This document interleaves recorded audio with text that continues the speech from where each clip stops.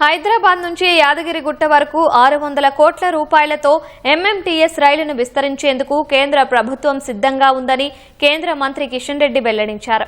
హైదరాబాద్లోని బర్కత్పుర లక్ష్మీ నరసింహస్వామి అఖండ జ్యోతి రథయాత్రను ఆయన ప్రారంభించారు. ఈ యాత్ర 32 ఏళ్లుగా కొనసాగుతుందని తెలిపారు.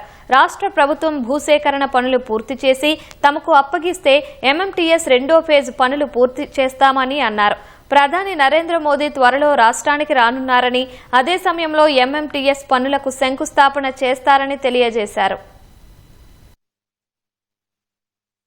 లక్ష్మీ నరసింహస్వామి దేవాలయం యాత్ర కోసం పూర్తిగా అన్ని రకాల సహాయ సహకారాలు అందించి యాత్ర ముందుకు తీసుకెళ్తారు. అందరూ కూడా గ్రామాల్లో వెళ్ళినప్పుడు వివిధ దారిలో ఉన్నటువంటి అనేక మంది వందల వేల మంది భక్తులు కూడా ఈ అఖండ జ్యోతి యాత్రను దర్శనం చేసుకుని స్వామివారి ఆశీస్సులు పొందుతూ ఉంటారు.